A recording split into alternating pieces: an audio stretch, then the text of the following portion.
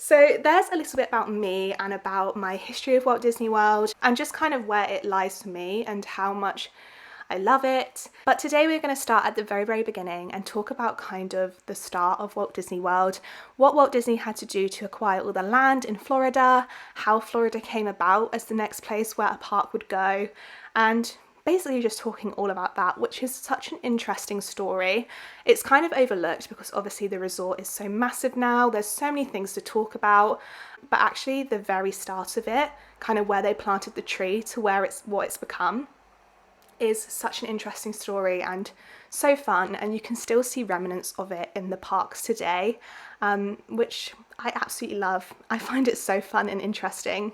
So yeah, let's just start talking about it. So I have had to write all my notes down on my iPad just so I can get specific information because I can be quite forgetful sometimes. Going back to the land, the first land purchase was made in November 1964, and then over the next several years they were buying up land till the Disneyland park opened in 1971. So literally about 6-7 years of buying this land, building it up and getting a good bunch of land that they could then develop on. It was not always a smooth process for Disney. I think it's easy to look back and think that this was a really easy process. They just bought loads of land, they had loads of money, but actually it wasn't. And there was a lot of questions from local residents about what this land was going to be used for, and people that didn't want Disney to come to Florida. Before the interest from Walt Disney, it was a very small place. Not a lot of people visited there at all. So this was going to be a major shock to the system and the community that Florida had already. But as we know, Disney did get all the land, and that even though there was a lot of people that questioned it, there was also a lot of people that were really excited for it too and could see what it was now going to offer to the residents of Walt Disney World in the forms of jobs, in the forms of community building, and just awareness of this new area of the world that hadn't got that much coverage before. But as we said before, obviously the land that Disney bought did not have a good drainage system at all. It was not the best land to build on. So before Disney could do anything and even think about creating Walt Disney World on it, he had to first create a way for all the water to leave the land safely and efficiently, especially with the amount of downpours that Florida does have daily, which I believe did take a lot of time to kind of grasp and understand how they were going to make this work. This is why Walt Disney World has so many lakes and artificial waterways, so that there is a place for most of the water to go. And obviously there are pools along all the resorts as well, which does help with that too, to a certain degree. And literally now when you visit Walt Disney World, you wouldn't even know that it was swampland to begin with. It is so lush and beautiful, but it's just interesting to think the amount of detail and consideration that had to go into creating a resort like that where the water could drain away efficiently, especially from what it looked like in the beginning. This is actually what Walt Disney wanted. He wanted a resort that was designed to be a self-contained community. He wanted it to have its own infrastructure and services, which included transportation, utilities and waste management, which Walt Disney World in Florida definitely does, as I've mentioned before.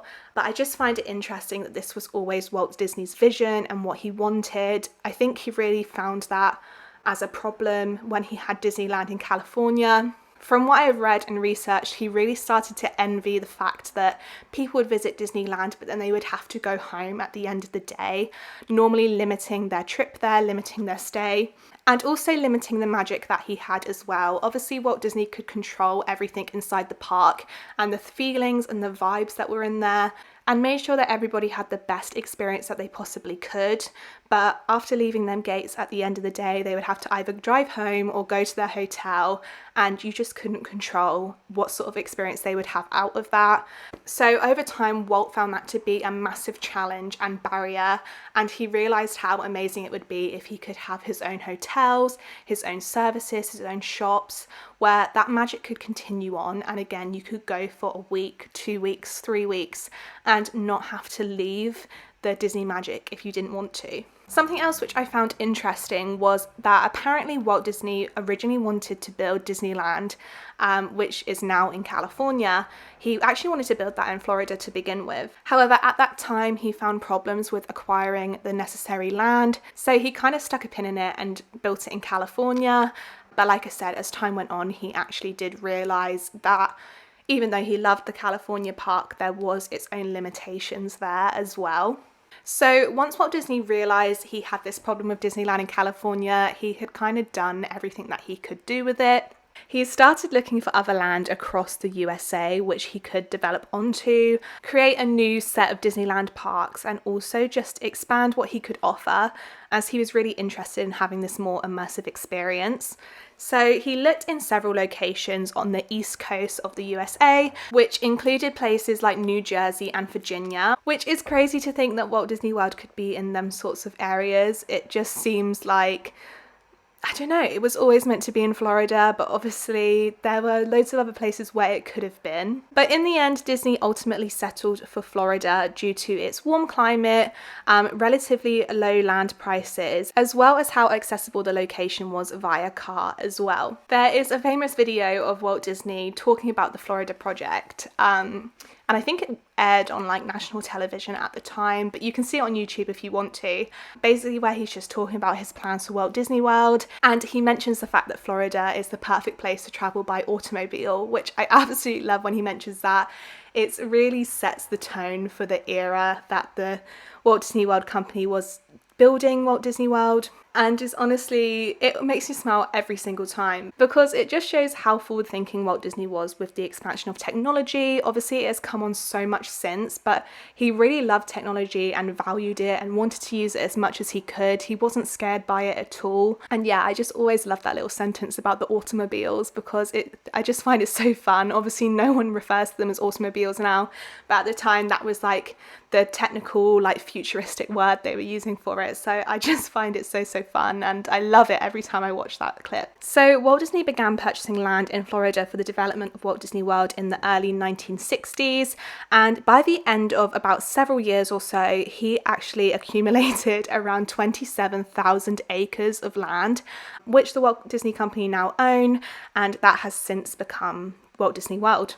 There have been bigger purchases of land in Florida since, but at the time this was the biggest purchase of land that anyone had ever made by a massive margin, which made it such a great opportunity for Florida as well, and their tourism too. And the land that was purchased in the end was purchased for an average price of $200 per acre. This was much lower than the going rate for many other lands and properties in the area, and this is mainly because of the quality of the land. So before Walt Disney bought it, this land was actually agricultural land, so it was mainly used for cattle and wasn't very developed at all. Obviously, we are also in Florida, and if you have visited before, you know it has absolutely torrential rain sometimes. It never really lasts very long, but it does have massive downpours pretty regularly.